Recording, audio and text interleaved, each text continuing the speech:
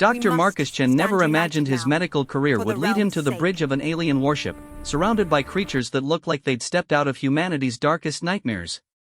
The Zephyrians stood nearly 8 feet tall, their chitinous exoskeletons gleaming under the ship's bioluminescent lighting.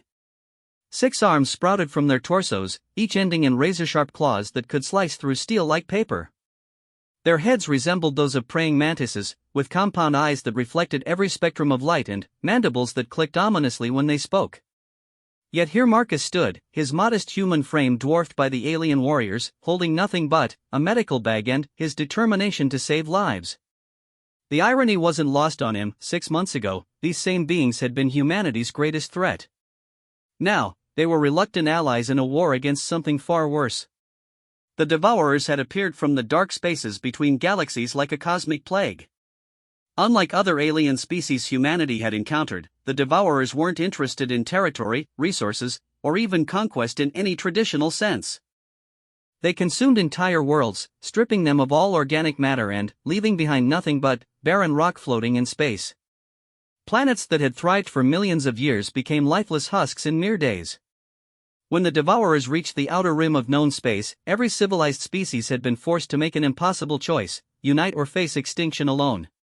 The Galactic Coalition formed out of desperation rather than diplomacy, bringing together races that had been enemies for centuries. Humans, despite being one of the youngest species in the galaxy, had proven surprisingly valuable to the Alliance. While other races possessed superior technology or devastating weapons, humans brought something unique to the table: their medical knowledge and their inexplicable ability to heal others, even alien species with completely different biologies. Dr. Marcus Chen had become somewhat of a legend among Coalition forces after successfully treating injuries that alien medics had deemed impossible to heal. The Zephyrian warship Crimson Talon had answered a distress call from a mining colony under Devourer attack. By the time they arrived, the colony was gone, consumed entirely except for a small research station that had somehow managed to maintain its shields. The rescue mission had been successful, but not without cost. Marcus watched as Zephyrian warriors carried their wounded into the ship's medical bay. Their movements were efficient but careful, showing respect for their fallen comrades that reminded Marcus that despite their terrifying appearance, these beings valued life just as much as humans did. The clicking of their mandibles created a somber rhythm that echoed through the corridors. Commander Thexera approached Marcus with heavy steps. The Zephyrian's exoskeleton bore fresh battle scars, and one of her secondary arms hung limp at her side. "Dr. Chen," she said, her voice carrying that distinctive harmonic quality of her species, "we have 17 wounded. 5 are in critical condition." Marcus nodded grimly. "I'll start with the most severe cases. Have your medics prepared the usual translation matrices for my equipment?" "Already done," Thexera replied. "But, doctor, there's something else. Our queen was injured during the evacuation. The medical data suggests internal trauma that our healers cannot address." This gave Marcus pause. He had never treated Zephyrian royalty before. In fact, he wasn't even sure he'd ever seen Queen Vexandra outside of holographic communications during Coalition meetings. The Zephyrian royal caste was notoriously secretive, and their biological differences from the warrior class were reportedly significant. "Where is she now?" Marcus asked, already moving toward the medical bay. "In her private chambers," Thexera said, her compound eyes shifting nervously. She refuses to be moved to the medical bay. She says it would be unseemly for others to witness her in such a state." Marcus understood. Pride was universal, it seemed, even among alien species. "Then, I'll go to her. Can you escort me?" The commander's mandibles clicked rapidly, a sign of agitation. "Doctor, you must understand. Our queen is different from the warriors you've treated before. Royal Zephyrians have certain protocols. Traditions that must be observed. I'm sure we can work around any cultural requirements," Marcus said, hefting his medical bag. "Right now, the priority is saving her life." As they walked through the ship's winding corridors, Marcus marveled at the organic architecture around him. Zephyrian ships weren't built so much as grown, their hulls formed from a living metal that could self-repair minor damage. Bioluminescent strips provided gentle lighting, pulsing in rhythm with the ship's heartbeat like energy core. They passed groups of Zephyrian crew members who stopped their work to watch the human doctor pass. Marcus had grown accustomed to the stares. Humans were still a curiosity to most alien species, especially when they demonstrated abilities that seemed to defy biological logic. The Queen's chambers were located in the heart of the ship, protected by multiple layers of security. Two massive Zephyrian guards flanked the entrance, their weapons powered down but ready. They regarded Marcus with obvious suspicion. "Stand down," Commander Thexera ordered. "The human healer goes where I command." The guards reluctantly stepped aside, but Marcus could feel their eyes tracking his every movement. He followed Thexera through a series of airlocks and, finally, into a vast chamber that took his breath away. The Queen's quarters were unlike anything Marcus had ever seen. The walls curved organically, covered in what appeared to be living artwork, patterns of light that shifted and changed like aurora borealis. The air itself seemed to shimmer with an almost ethereal quality, and Marcus realized that the atmosphere had been modified to suit royal biology. But it was the figure in the center of the room that truly captured his attention. Queen Vexandra lay on what appeared to be a biomechanical cocoon, its surface gently pulsing with healing energies. She was magnificent and terrifying in equal measure, clearly of the same species as her warriors but distinctly different. Where the warriors were built for combat, thick exoskeletons, powerful limbs, intimidating size, the Queen possessed an almost ethereal elegance. Her exoskeleton was translucent in places, revealing the complex biological systems beneath. Patterns of light moved beneath her skin like living tattoos, and her compound eyes held depths that seemed to contain entire galaxies. She was smaller than her warriors, perhaps 7 feet tall, but the presence she commanded made her seem far larger. Marcus could immediately see the problem. Dark fluid seeped from cracks in her lower torso, and her breathing was labored. The biomechanical cocoon was trying to heal her, but whatever had caused the damage was beyond its capabilities. "Your Majesty," Commander Thexera said, bowing deeply. "I have brought the human healer." Queen Vexandra's eyes focused on Marcus with startling intensity. When she spoke, her voice was like music, complex harmonies that somehow translated directly into meaning in Marcus's mind. "So," she said, "the legendary human doctor. I have heard much about your abilities. They say you can heal wounds that should be impossible to mend." Marcus stepped closer, his medical training overriding any intimidation he might have felt. "I'd like to examine your injuries, Your Majesty. From what I can see, you have internal bleeding that needs immediate attention." The Queen's mandibles clicked softly. What Marcus had learned was the Zephyrian equivalent of a chuckle. "Direct, aren't you?" "Very well, Doctor. But you should know that what you're asking is unprecedented." "How so?" Marcus asked, already pulling diagnostic equipment from his bag. Commander Thexera shifted nervously beside him. "Doctor, in our culture, the Queen's body is sacred. Only her chosen mate may touch her directly. For another to do so, even in healing, is what?" Marcus looked between the two Zephyrians, beginning to understand the cultural minefield he was walking into. "It would be considered an act of either great honor or great violation," the Queen said softly. "Depending on the circumstances and the individual involved." Marcus paused, his hands hovering over his medical scanner. He had dealt with cultural complications before, but never quite like this. "Your Majesty, I need to perform a physical examination to determine the extent of your injuries. Without that, I can't help you." "I understand," Queen Vexandra replied. "And I am prepared to allow it. But you must understand the gravity of what I'm permitting. In our history, no male outside of royal consort status has ever been granted such access to a queen's person." The weight of the moment settled on Marcus's shoulders.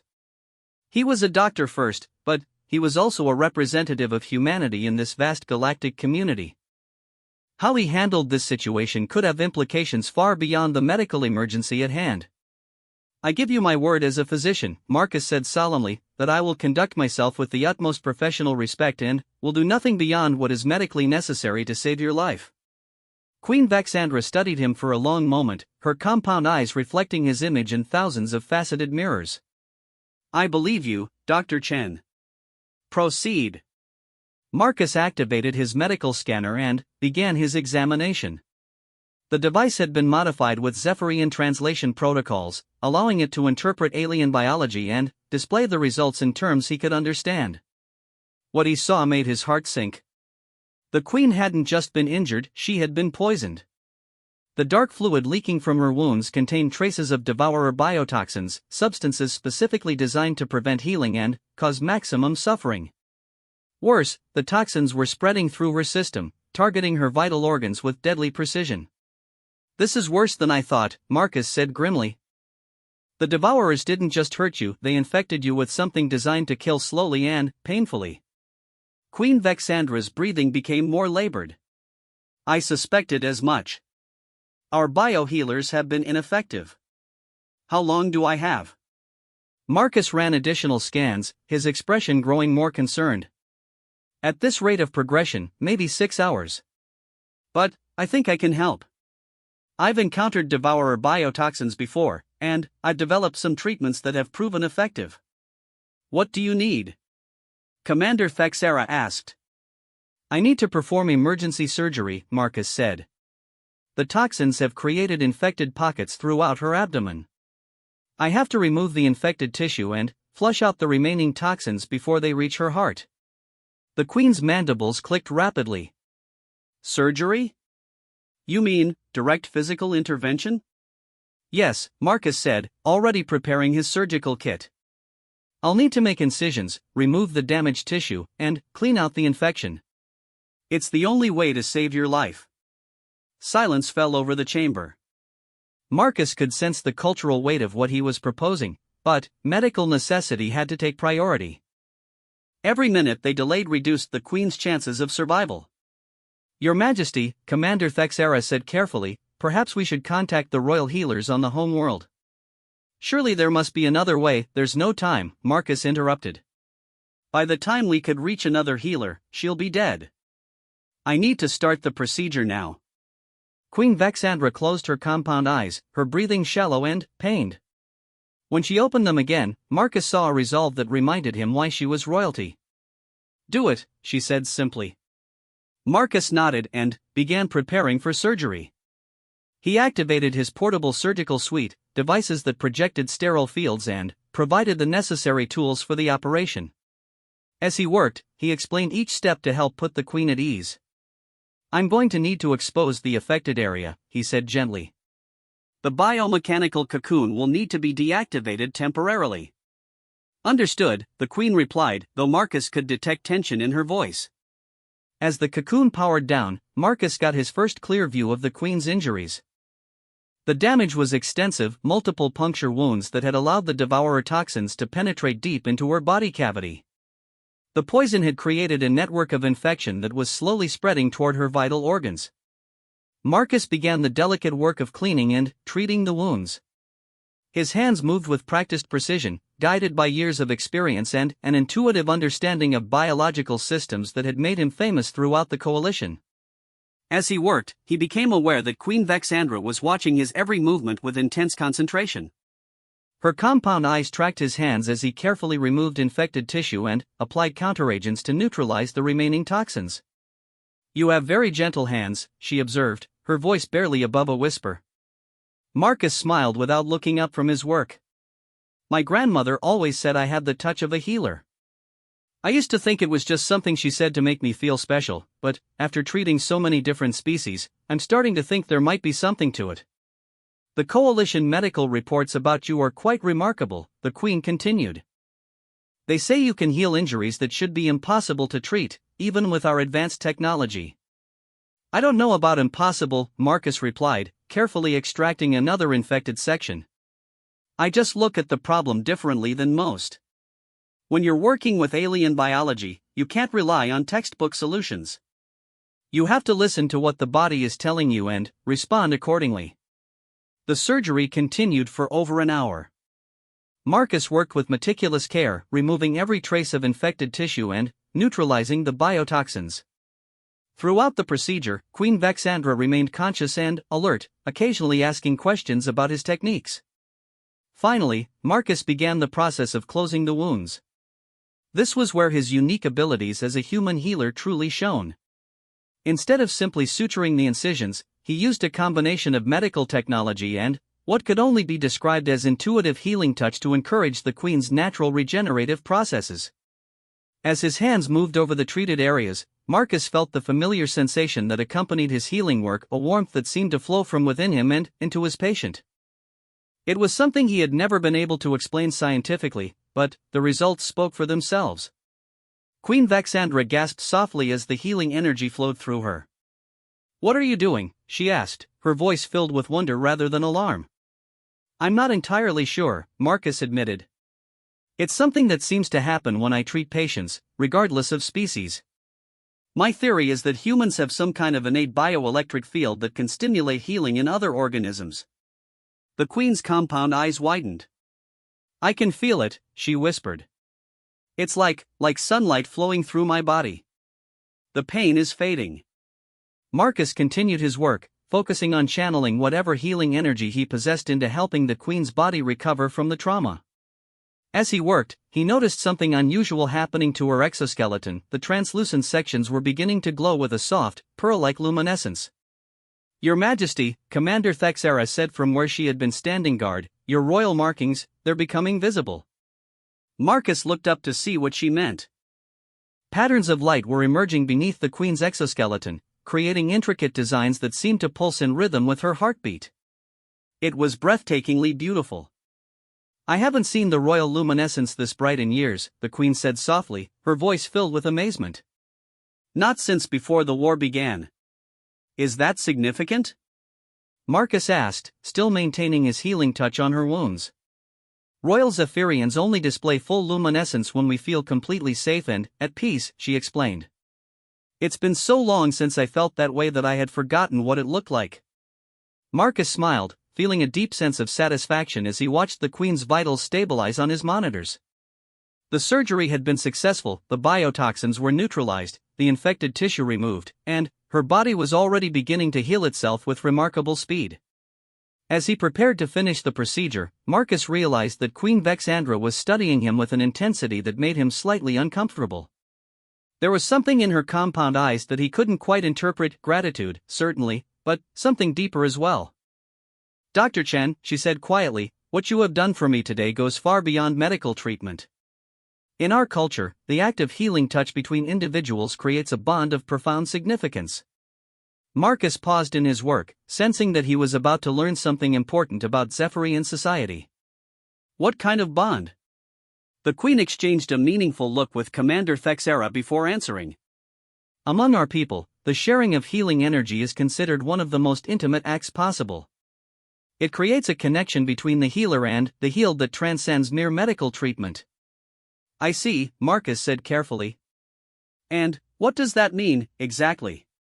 Before the Queen could answer, alarms began blaring throughout the ship. Emergency lighting bathed the chamber in red, and Marcus could hear the sound of running feet and shouted orders echoing through the corridors. Commander Thexera activated her communication device. "Command, this is the commander. What's our status?" "Ma'am, we've got incoming Devourer ships. 3 destroyer-class vessels, closing fast. ETA 12 minutes. Marcus felt his heart sink. The Queen was in no condition for combat, having just undergone major surgery. If they were forced into battle now, she might not survive the stress. "Can we jump to hyperspace?" Commander Thexera asked. "Negative. They're jamming our FTL systems. We're going to have to fight our way out." Queen Vexandra attempted to sit up, but Marcus gently pushed her back down. "Your Majesty, you need to rest. The surgery was successful, but your body needs time to recover."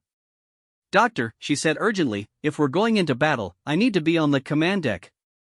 My people need to see that their queen stands with them." "Standing right now could reopen your wounds and undo everything we just accomplished," Marcus said firmly. "As your physician, I'm ordering you to remain here and rest." The Queen's mandibles clicked in what Marcus was beginning to recognize as amusement. "You're ordering me? A human is giving orders to the Queen of the Zephyrians?" "When it comes to your health, yes," Marcus said without backing down. "I don't care if you're royalty or not, you're my patient, and I'm responsible for your well-being. Something shifted in Queen Vexandra's expression. The luminescent patterns beneath her exoskeleton pulsed more brightly, and she regarded Marcus with newfound respect. "You truly are remarkable," she said softly. "Very well, Doctor. I will remain here, but I want constant updates on the battle's progress." Commander Vexandra nodded and activated the chamber's communication systems.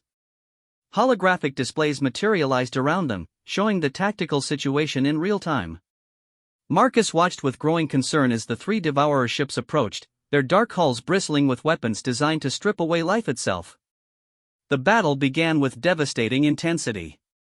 The Crimson Talon was a formidable warship, but it was outnumbered and outgunned. Marcus watched the tactical display as Zephyrian fighters engaged the enemy, their organic weapons systems creating patterns of destruction against the stark blackness of space. "Our shields are holding," came the report from the bridge, "but we're taking heavy damage to the port weapons array." Queen Vexandra gripped the edges of her biomechanical cocoon, her concern for her people evident in every line of her body. "Doctor," she said quietly, "if we don't survive this battle, I want you to know that I am grateful for what you did for me today." Marcus continued monitoring her vital signs, ensuring that the stress of the situation wasn't compromising her recovery. "We're going to survive," he said with more confidence than he felt. "Your people are fighters, and this ship is tougher than it looks." As if to contradict his words, the ship shuddered under a massive impact. Emergency systems activated throughout the chamber, and Marcus had to steady himself against the Queen's bio-cocoon to avoid falling. Direct hit to the main engines, came the urgent report from the bridge. "We're losing power to the primary systems." The tactical display showed their situation going from bad to worse. The Crimson Talon was now dead in space, its weapon systems failing one by one. The Devourer ships moved in for the kill, their dark hulls gleaming with malevolent energy. Marcus realized that he was about to witness the end of not just his own life, but potentially the extinction of one of the galaxy's most noble species. Queen Vexandra represented the future of her people, and if she died here, the Zephyrian civilization might not survive the loss. But, as he watched the Queen's face, Marcus saw no fear, only determination and an unshakable faith in her people's courage. Even facing certain death, she remained regal and composed, a true leader until the end. The chamber around them began to dim as power systems failed throughout the ship. In the growing darkness, the luminescent patterns on Queen Vexandra's exoskeleton provided the only light, casting ethereal shadows on the organic walls. "Doctor," she said softly, "there is something I must tell you before." Her words were cut off by a new sound, the deep thrumming of massive engines approaching at high speed. The tactical display flickered back to life, showing new contacts appearing on the edge of the system. "Coalition reinforcements!" Commander Vexandra exclaimed. "Human battlecruisers, incoming fast!" Marcus felt a surge of hope as he watched the familiar wedge-shaped hulls of Earth's finest warships emerge from hyperspace. The cavalry had arrived, and they brought with them the full might of humanity's war machine. The battle's tide turned almost instantly. Human ships might not have been as elegant as Zephyrian vessels or as technologically advanced as some alien designs, but they were built for one purpose: winning wars. Their weapons systems opened up on the Devourer ships with devastating effect, while their fighters swarmed around the enemy like angry hornets. Within minutes, the threat was over. The Devourer ships, faced with overwhelming opposition, activated their self-destruct sequences rather than risk capture. The explosions lit up the darkness of space like violent stars, marking the end of another battle in humanity's war for survival. As the emergency systems powered back up and normal lighting returned to the chamber, Marcus found Queen Vexandra looking at him with an expression he couldn't quite read. "It seems," she said softly, "that humans continue to surprise us all. Your people have saved mine once again." Marcus smiled, checking her vital signs one final time. "That's what allies do for each other. We stand together, or we fall apart." The Queen nodded slowly, her luminescent patterns pulsing with what Marcus was beginning to recognize as contentment. "Indeed. And, speaking of standing together, Doctor, there is still the matter we were discussing before the battle began." Marcus looked at her questioningly. "The healing bond you mentioned?" "Yes," Queen Vexandra said. "What passed between us during the surgery was more than medical treatment. By accepting my healing touch and allowing it to flow through you into me, you have created a connection that our people consider sacred. Marcus felt a flutter of uncertainty. What exactly does that mean? The Queen's compound eyes reflected his image as she considered her words carefully. Among the Zephyrian people, such a bond traditionally indicates compatibility for the deepest form of partnership. In essence, Dr. Chen, what occurred today has marked you as a potential mate in the eyes of my species.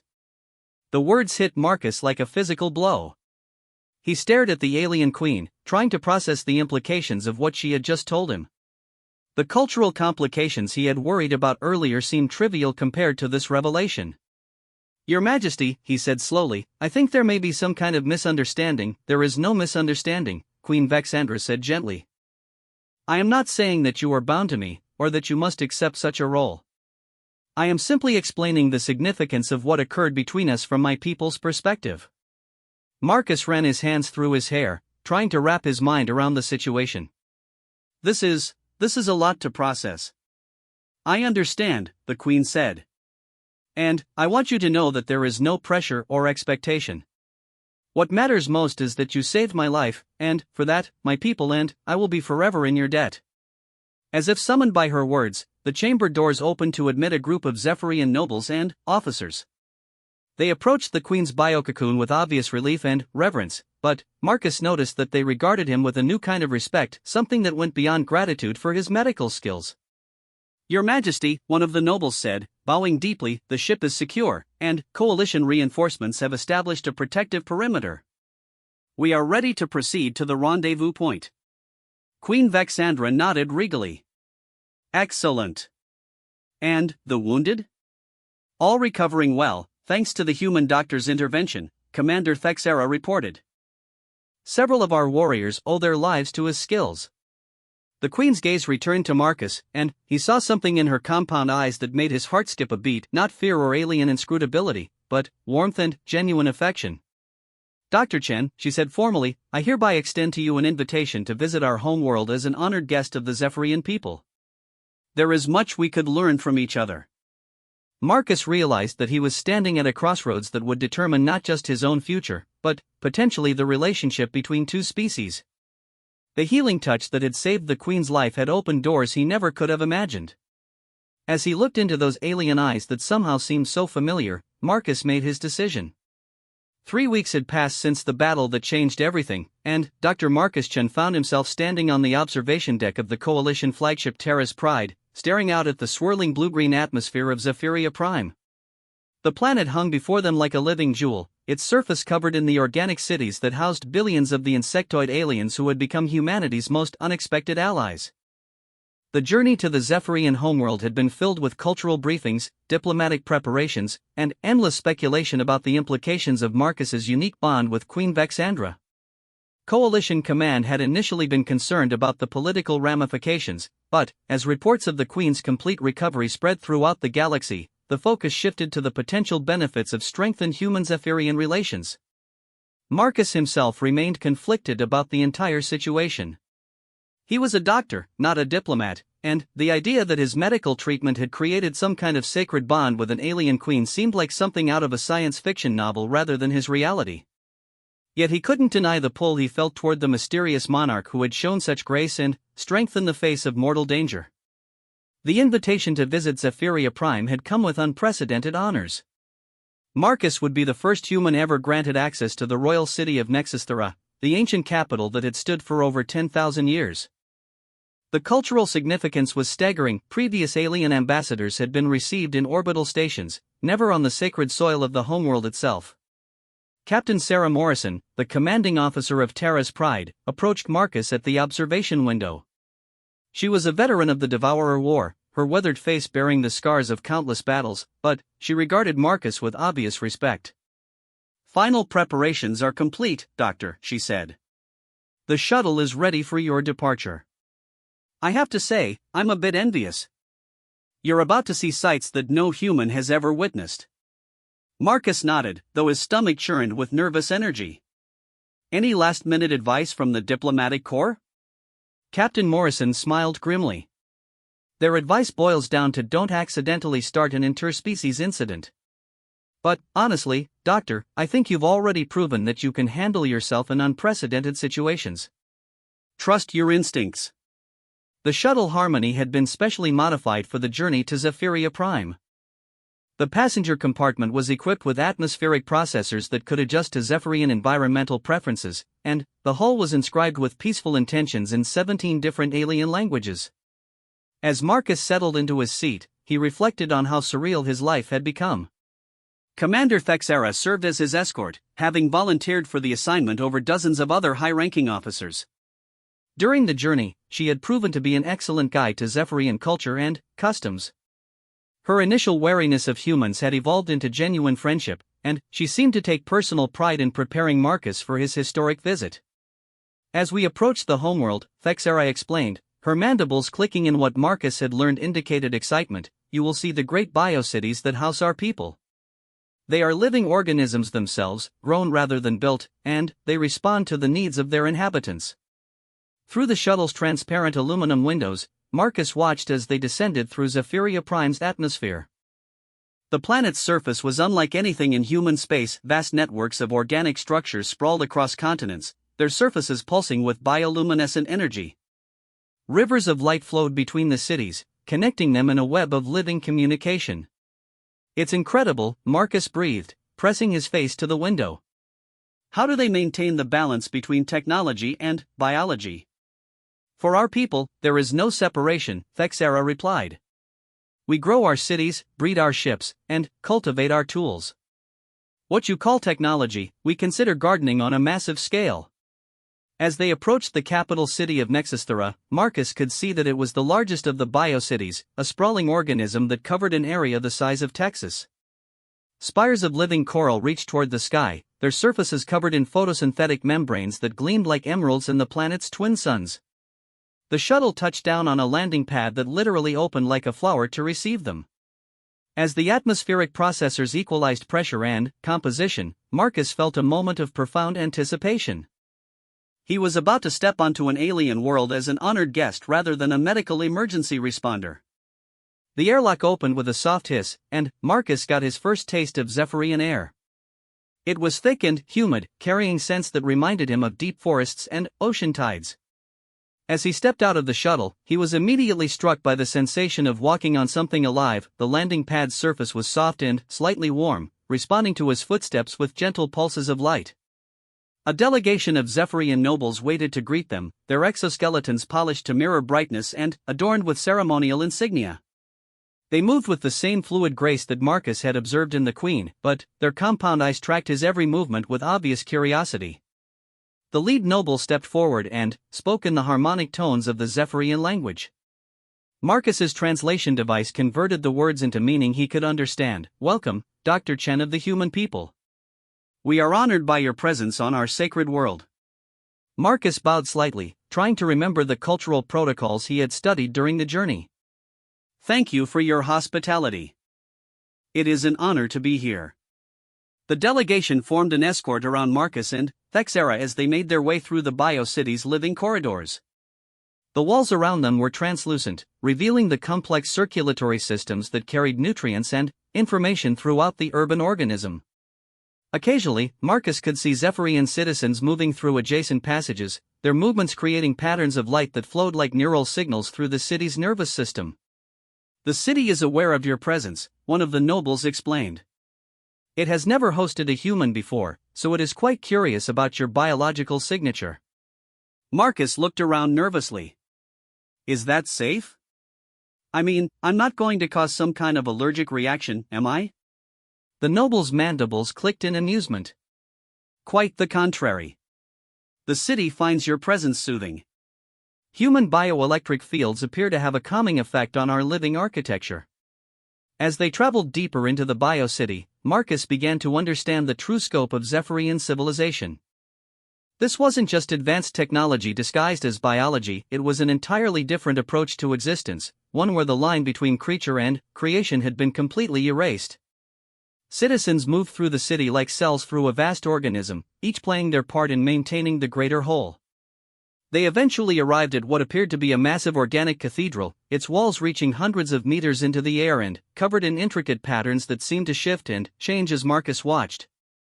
This was the royal sanctum, the heart of Zephyrian governance and the queen's personal residence. The entrance to the sanctum dilated like an iris to admit them, revealing an interior that defied human architectural concepts. The space was vast and fluid, with no fixed walls or floors. Instead, surfaces flowed and changed to accommodate the needs of their occupants. Bioluminescent panels provided gentle lighting that seemed to respond to the emotional states of those present. "The Queen awaits you in the heart chamber," the lead noble announced. "She has been eager for your arrival." Marcus felt his pulse quicken as they ascended through the sanctum's living corridors.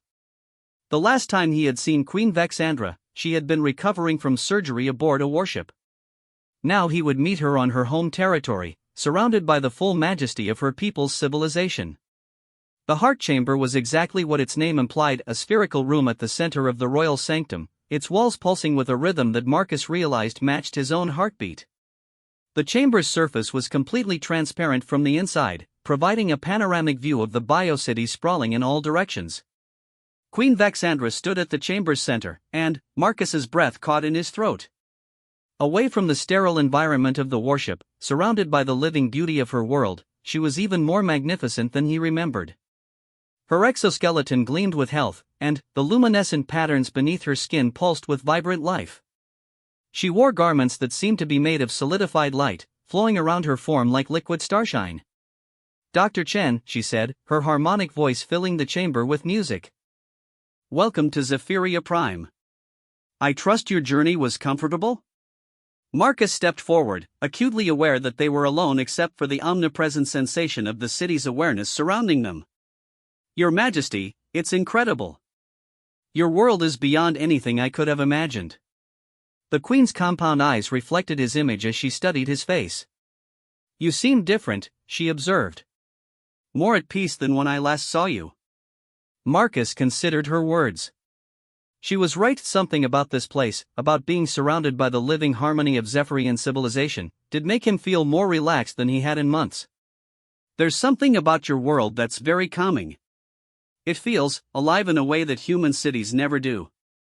"Our ancestors learned long ago that fighting against nature leads only to destruction," Queen Vexandra explained. "Instead, we learn to work with life itself, to become partners with the organisms around us rather than their masters." She gestured toward the transparent walls, and the view shifted to show different areas of the bio-city.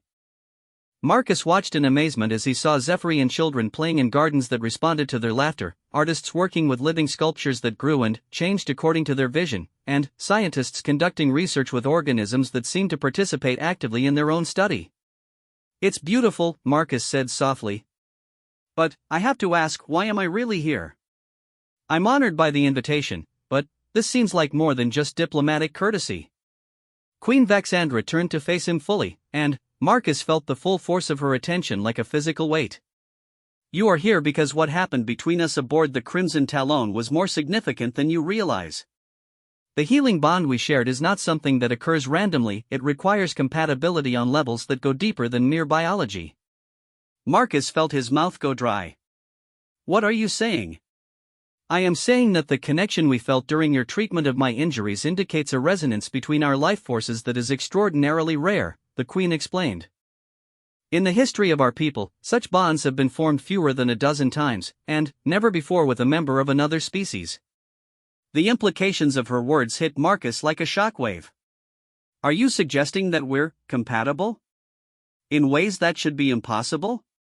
"I am suggesting that the universe has presented us with an opportunity to explore possibilities that neither of our species has ever considered," Queen Vexandra replied. "But I want to be clear, I am not asking for any commitment or decision from you. I simply want you to understand the magnitude of what occurred between us." Marcus ran his hands through his hair, a gesture that had become habitual whenever he was faced with situations beyond his comprehension. "This is all so overwhelming. 6 months ago, humans had barely made contact with alien life. Now I'm standing in the heart of an alien civilization, discussing mystical bonds with a queen who could probably destroy my entire planet with a thought." Queen Vexandra's mandibles clicked softly, the sound he had learned indicated gentle amusement. I could not destroy your planet even if I wished to, which I most certainly do not. And there is nothing mystical about what we experienced, it is simply a phenomenon that our science does not yet fully understand. She moved closer to him, and Marcus caught a scent like ozone and flowering vines. But, more importantly, I do not see you as inferior or alien. I see you as the being who saved my life when no one else could, who showed courage and compassion in the face of the unknown, and who possesses a healing touch that transcends the boundaries between species. Marcus looked into her compound eyes and saw his own reflection multiplied 1,000-fold.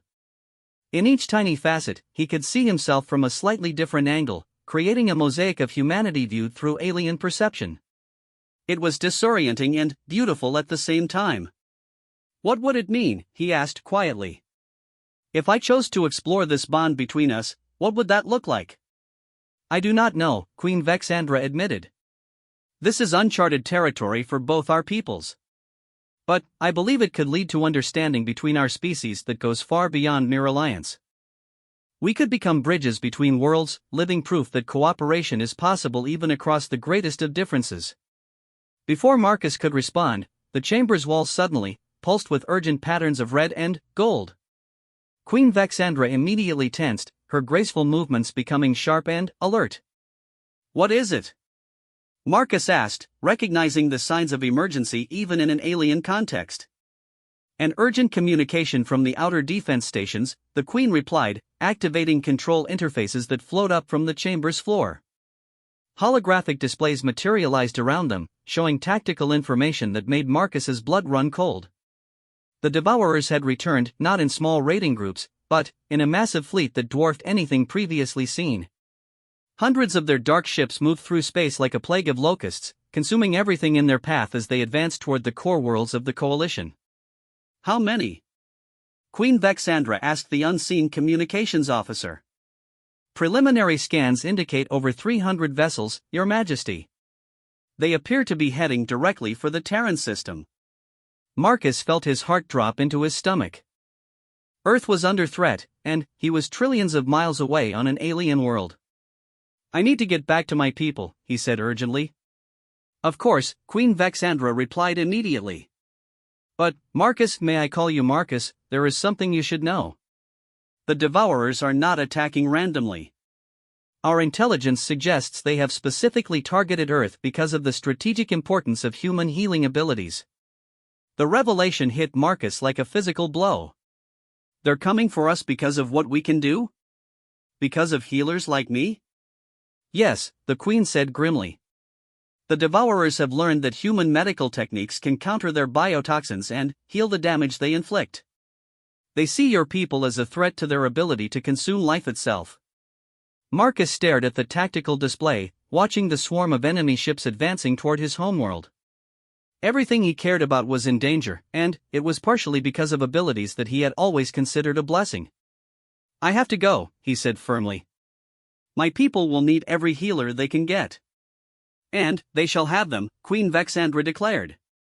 The Zephyrian fleet will accompany you to Earth. We will not allow the Devourers to destroy the species that has given us such hope for the future. As she spoke, the chamber around them began to shift and change. The transparent walls became opaque, displaying information streams and tactical data as the biocity mobilized for war. Marcus could feel the entire urban organism responding to the threat, its billions of inhabitants moving with coordinated purpose that put human military efficiency to shame. Your Majesty, Marcus said, I can't ask you to risk your people for Earth. You've already done so much. You are not asking, Queen Vexandra interrupted. I am offering. And I am not doing this just for Earth, I am doing it because the bond between us represents something precious that must be protected. She moved closer to him, close enough that Marcus could see the intricate patterns of light moving beneath her exoskeleton. Marcus, what exists between us is more than personal connection. It is proof that understanding is possible across any divide, that life can find ways to unite even the most different forms of existence. If the Devourers succeed in destroying that possibility, they will have won more than a military victory. Marcus found himself looking into her eyes again, seeing not an alien queen but a being who understood the weight of responsibility and the courage required to protect what matters most. In that moment, he realized that the bond they shared wasn't something to be feared or questioned, it was something to be cherished and defended. "Then, we go to Earth together," he said firmly. "Whatever happens, we face it as allies." Queen Vexandra's luminescent patterns pulsed with what Marcus now recognized as joy and determination. "Together," she agreed. The chamber around them continued its transformation, becoming a command center as organic interfaces flowed up from the floor and walls. Queen Vexandra moved to the central control position, her 6 arms working with fluid precision to coordinate the mobilization of the Zephyrian fleet. "How long until your ships can be ready?" Marcus asked. "They are being awakened now," the Queen replied. "Our battle fleet exists in a state of dormancy until needed, growing quietly in the deep chambers beneath our cities. They will require 6 hours to reach full combat readiness." Marcus watched the status displays as hundreds of Zephyrian vessels began their awakening process throughout the system. Unlike human ships that were built in orbital shipyards, Zephyrian warships were cultivated like vast organic gardens, their whole organisms nurtured from birth to serve as both transportation and weapon. 6 hours might be too long, Marcus said, studying the tactical projection. At their current speed, the Devourers will reach Earth in 4 days. We need to intercept them before they can establish a foothold in the solar system. Agreed, Queen Vexandra said. But, there is another option. My personal vessel, the Living Crown, is always maintained in readiness. She can be prepared for departure within the hour, and her bioengines can achieve speeds that will allow us to reach Earth ahead of the main Devourer fleet. Marcus felt a surge of hope. You would take that risk? Going ahead of your own fleet? I would take any risk necessary to protect what we have discovered, the Queen replied. Besides, the Living Crown is not merely a royal transport. She is a bioship of the ancient bloodlines, capable of feats that even modern Zephyrian vessels cannot match. As she spoke, new displays activated around them, showing the awakening of a ship unlike anything Marcus had ever seen. The Living Crown was enormous, nearly a kilometer in length, but her hull was translucent and organic, covered in membrane wings that rippled like those of a gigantic butterfly. Bioluminescent patterns flowed across her surface in waves of blue and gold, and Marcus could see complex internal structures that looked more like organs than machinery. She's beautiful, Marcus said in wonder. She has been the mount of Zephyrian queens for over 1,000 years, Vexandra explained. Her consciousness is ancient and wise, and her loyalty to the royal line is absolute. She will carry us to Earth, and she will fight beside us when we arrive. The mobilization continued around them as Marcus and Queen Vexandra prepared for departure. Zephyrian military commanders appeared via holographic communication, receiving their orders and coordinating the fleet's movements. Marcus was struck by the efficiency of their coordination. Every individual seemed to understand their role instinctively, working together like cells in a vast organism. Within the promised hour, the Living Crown was ready for departure. Marcus found himself aboard a ship that redefined his understanding of the possible. The corridors were lined with neural networks that pulsed with thought-like patterns, and the air itself seemed charged with awareness. This wasn't just a vehicle, it was a living creature that had chosen to serve as transportation. Queen Vexandra led him to what she called the Heart Bridge, a spherical chamber at the center of the ship that served as both command center and neural interface. As they entered, Marcus felt a strange tingling sensation, as if invisible tendrils were gently probing his mind. The Living Crown is curious about you, the Queen explained. She has never carried a human before, and she wants to understand your nature. Is that safe? Marcus asked, feeling distinctly uncomfortable with the idea of an alien ship reading his thoughts. Perfectly safe, Queen Vexandra assured him. She is simply familiarizing herself with your biometric patterns so she can ensure your comfort during the journey. As if in response to her words, the chamber's environment shifted subtly. The air became easier to breathe, the lighting adjusted to levels that were comfortable for human eyes, and even the gravity seemed to decrease slightly to accommodate Marcus's physiology. Incredible, Marcus murmured. She really is alive, isn't she? More alive than many beings who walk on legs, the Queen confirmed. Now, let us begin our journey to your world. The Living Crown is eager to see the birthplace of the species that has impressed us so greatly. The ship's departure from Zephyria Prime was unlike any space travel Marcus had previously experienced. Instead of the violent acceleration of chemical rockets or the sudden transition of hyperspace jumps, the living crown seemed to simply flow into space like a living creature entering its natural element. Through the transparent sections of the ship's hull, Marcus watched the biocities of Zephyria Prime fall away below them. The planet's surface sparkled with millions of points of light as the urban organisms bid farewell to their departing queen. "Your people really love you," Marcus observed. "As I love them," Queen Vexandra replied. "It is a bond that has sustained our civilization for millennia. We are all part of the same greater organism, different organs serving the same living body." As they reached the edge of the star system, the living crown began to prepare for the transition to faster-than-light travel. But, unlike the mechanical hyperspace drives of human ships, the Zephyrian vessel seemed to be communing with something vast and invisible in the darkness between stars. "What is she doing?" Marcus asked, feeling the ship's consciousness reaching out into the void. "She is speaking with the song between worlds," Queen Vexandra explained. "Our ships do not force their way through space, they ask permission from the cosmic currents and allow themselves to be carried." The transition was so smooth that Marcus almost missed it. One moment they were looking at the familiar constellations around Zephyria Prime, and the next they were moving through a realm of swirling energies that existed between normal space and time.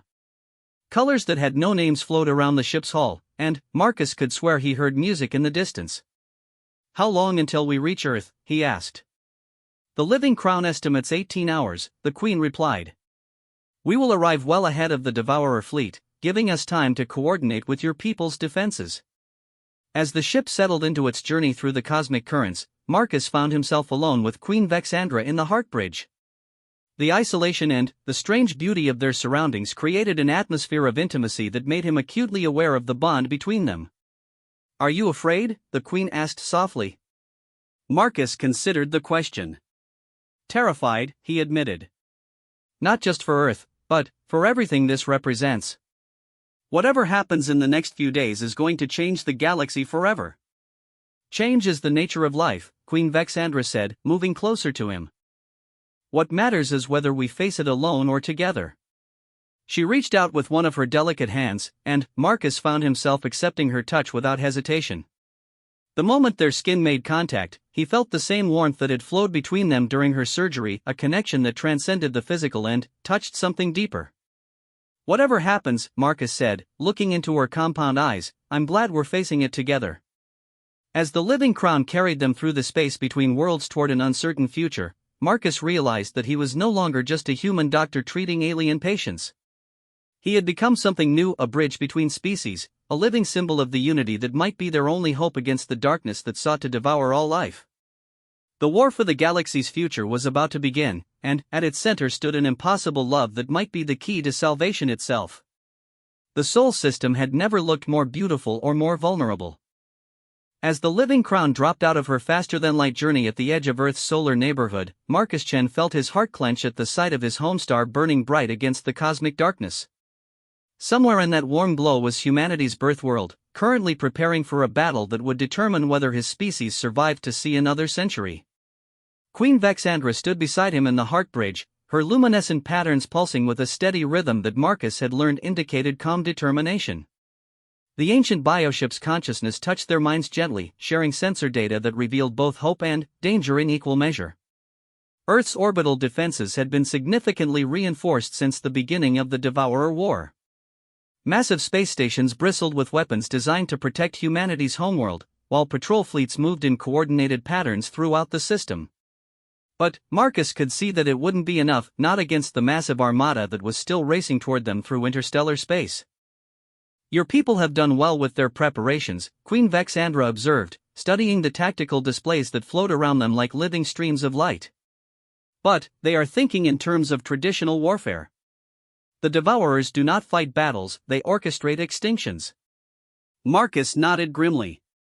He had seen firsthand what the enemy could do, how they turned entire worlds into lifeless husks with terrifying efficiency. "How long until the coalition reinforcements arrive?" "The main Zephyrian fleet will be here in 36 hours, the Queen replied. "Other coalition forces are converging from across the galaxy, but most will not arrive until after the battle has begun. Through the ship's organic neural network, Marcus could feel the living crown analyzing Earth's electromagnetic signature, tasting the chemical composition of its atmosphere, learning the rhythms of the planet that had given birth to the species she now carried. Her ancient consciousness was fascinated by the world that had produced beings capable of healing across species barriers. "She likes your world," Queen Vexandra said with a gentle smile. She says it reminds her of Zephyria Prime in its younger days, when life was just beginning to reach toward the stars. A communication request interrupted their contemplation, transmitted on coalition frequencies that the living crown intercepted and translated. The holographic image of Admiral Patricia Hayes materialized before them, her weathered face showing relief and concern in equal measure. "Dr. Chen, thank God you're alive," the Admiral said. "When we received word about the Devourer fleet heading for Earth, we feared you might have been caught in their advance." "I'm fine, Admiral," Marcus replied. "And I've brought help. Queen Vexandra of the Zephyrian Empire has come to assist in Earth's defense." The Admiral's eyes widened as she registered the presence of the alien queen. "Your Majesty, this is an unexpected honor. We're grateful for any assistance you can provide." Queen Vexandra inclined her head gracefully. "Admiral Hayes, the defense of Earth is crucial not just for humanity but for the future of all free species. We will not allow the Devourers to destroy the world that has given us such hope." "What's our current tactical situation?" Marcus asked. Admiral Hayes activated her own displays, sharing real-time data from Earth's defense network.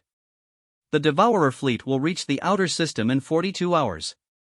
We've got every ship we can muster positioned for defense, but our intelligence suggests they're bringing something new, ships we've never seen before, larger and more heavily armed than anything in their previous attacks." The tactical projection showed the approaching enemy fleet in stark detail. At its center was a vessel that dwarfed everything around it, a massive construct that seemed to pulse with malevolent energy.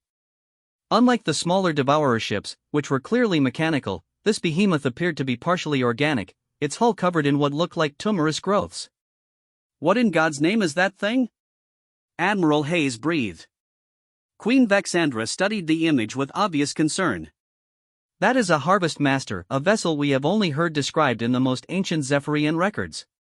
If the intelligence is correct, it is not merely a warship but a mobile processing center designed to consume entire planetary biospheres." Marcus felt ice form in his stomach. "How do we fight something like that?" "With great difficulty," the Queen admitted. "Traditional weapons may damage its hull, but the Harvest Master's true power lies in its ability to corrupt life itself. It can turn a world's own biosphere against its inhabitants, transforming forests into weapons and oceans into poison." Admiral Hayes looked grim.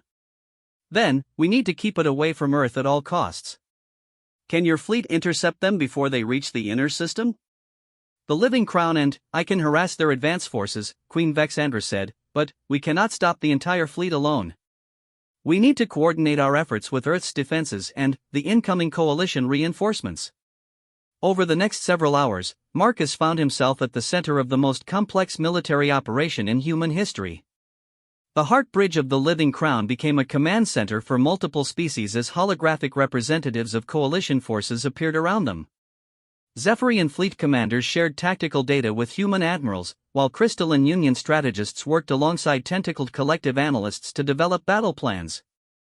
Marcus's role had evolved beyond that of a simple doctor. His unique bond with Queen Vexandra made him an unofficial ambassador between humanity and their alien allies, helping to bridge communication gaps and cultural misunderstandings that could prove fatal in the heat of battle. "The key to victory," Queen Vexandra explained to the assembled commanders, "lies not in defeating the Harvest Master through brute force, but in disrupting its connection to the smaller vessels. The Devourers operate through a hive mind structure, destroy the central node, and the entire fleet becomes vulnerable." Admiral Hayes frowned at the tactical displays. "That's easier said than done. According to our scans, the Harvest Master is surrounded by hundreds of escort vessels. Getting close enough to attack it directly would be suicide." "Not if we use the right approach," Marcus said, an idea beginning to form in his mind. "What if we don't attack it from outside? What if we get inside it instead?" The alien commanders exchanged uncertain looks. Queen Vexandra's mandibles clicked thoughtfully as she considered the suggestion. Infiltration of a harvest master has never been attempted, she said slowly. The risks would be enormous, not just from the ship's defenses, but from the corrupted atmosphere within its hull. Exposure to devourer biotechnology could transform an infiltrator into something monstrous. But I've survived exposure to their biotoxins before, Marcus pointed out. And if there are survivors from consumed worlds imprisoned inside that thing, they'll need medical attention that only human healers can provide. The more Marcus thought about it, the more convinced he became that infiltration was their best option. The Harvest Master's very size would make it impossible to destroy from outside before it could begin corrupting Earth's biosphere. But, from within, a small team might be able to sabotage its critical systems. Admiral Hayes shook her head firmly. Absolutely not, Doctor. You're too valuable to risk on such a dangerous mission. We need you alive to coordinate healing efforts after the battle. With respect, Admiral, Marcus replied, if we lose this battle, there won't be anyone left to heal. This is our best chance to stop the Devourers before they can implement whatever they're planning for Earth. Queen Vexandra studied Marcus with an intensity that made him feel as if she were seeing into his soul. You would risk your life for this mission? I would risk my life for any mission that could save Earth, Marcus said firmly. It's what doctors do, we accept risks to help our patients. Right now, my patient is an entire planet. The Queen's luminescent pattern shifted to configurations that Marcus had learned indicated deep emotion. Then, I will accompany you.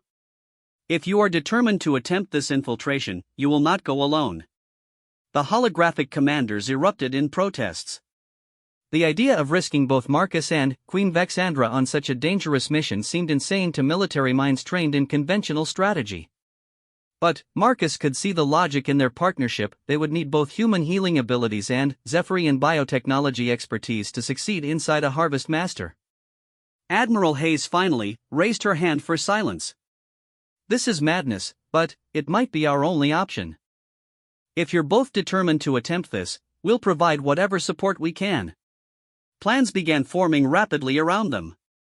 The Living Crown would approach the Devourer fleet under the pretense of a diplomatic mission, using her ancient credentials to get close to the Harvest Master without immediately triggering hostile responses. Once within striking distance, Marcus and Queen Vexandra would transfer to a smaller infiltration vessel designed to penetrate the enemy ship's organic hull. As preparations continued, Marcus found himself alone with the Queen in a secluded section of the Heart Bridge. The reality of what they were planning was beginning to sink in. They might not survive the next 24 hours. Are you afraid?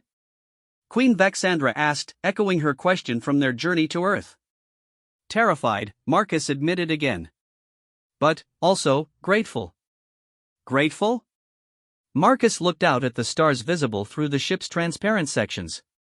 Grateful that if this is how my story ends, I get to share it with someone who understands what we're fighting for.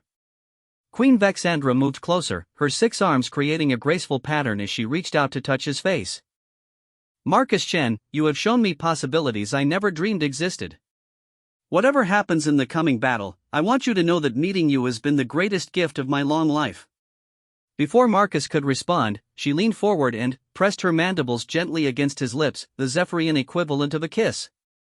The gesture was alien and familiar at the same time, carrying emotional weight that transcended species boundaries. Together, Marcus whispered as they separated. Together, she agreed. The Devourer fleet arrived precisely on schedule, dropping out of hyperspace at the edge of the solar system like a plague of mechanical locusts.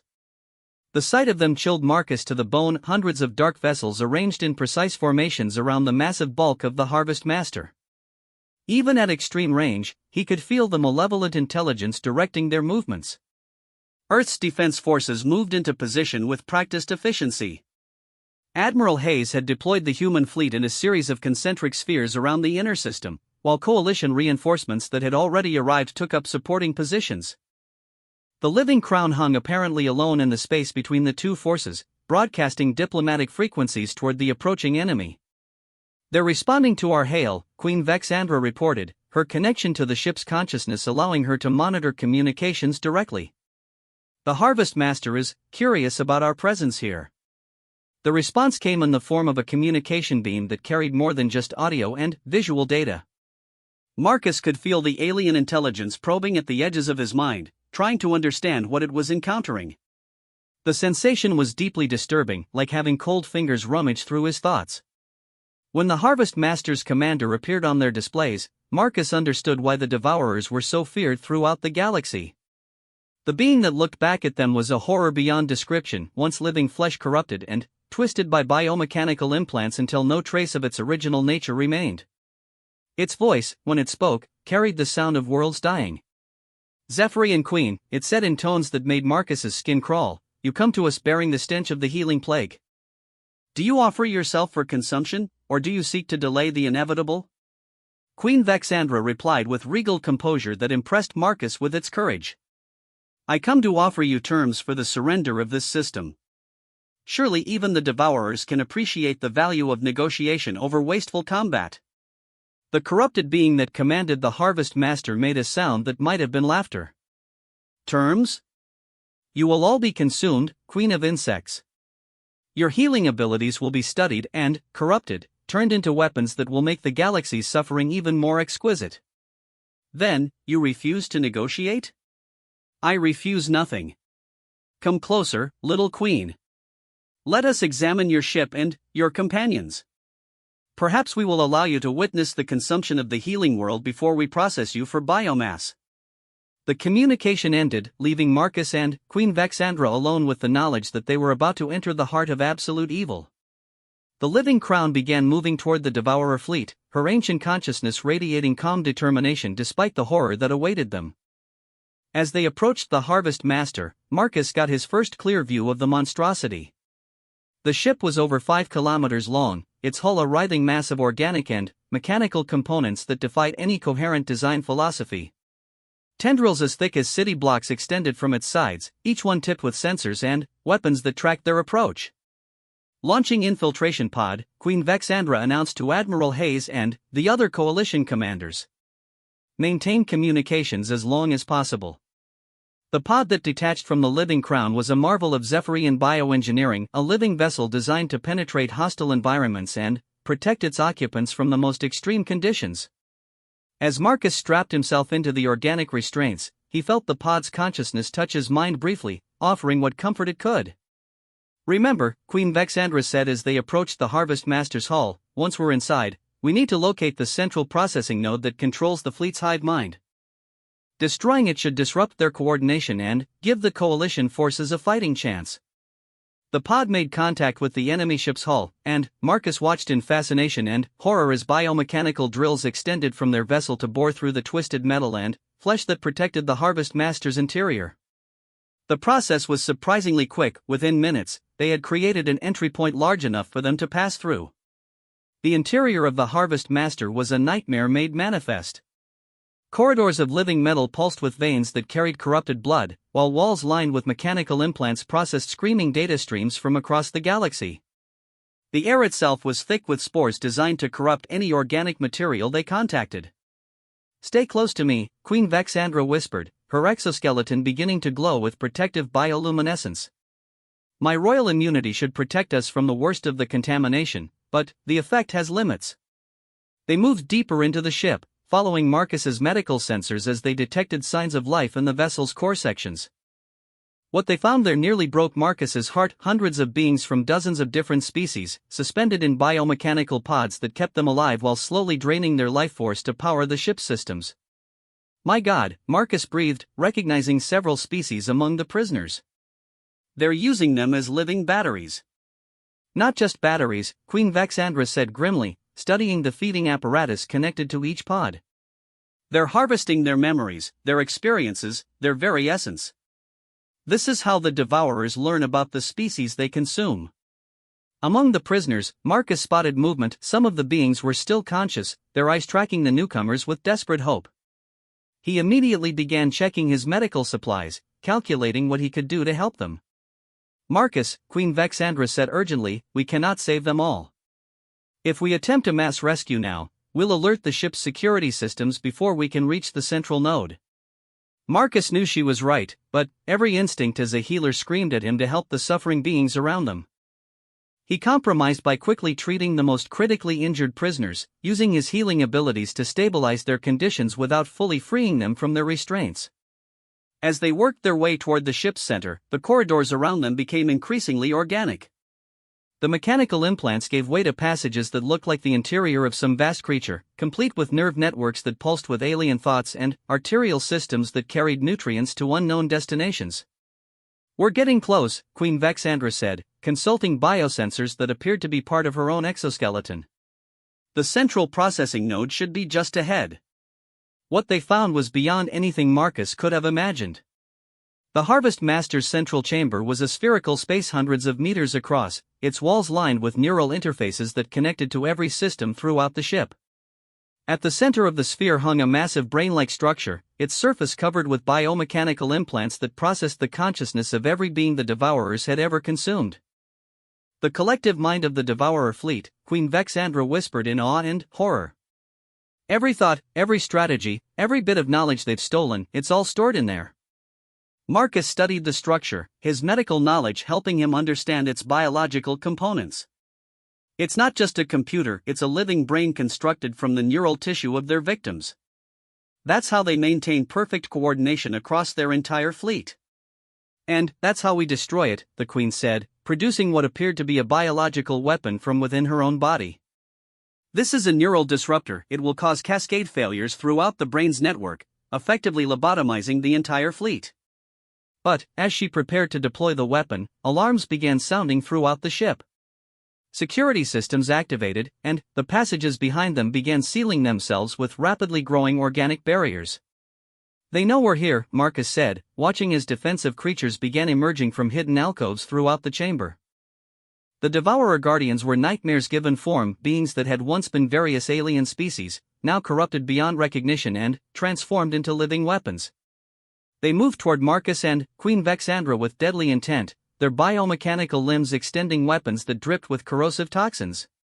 "Deploy the disruptor," Marcus shouted, drawing his medical laser and setting it to maximum output. The weapon wasn't designed for combat, but it might buy them the time they needed. Queen Vexandra began the activation sequence for her neural disruptor, but the process was complex and would take precious seconds to complete.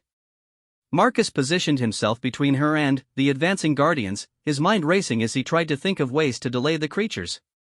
That's when inspiration struck.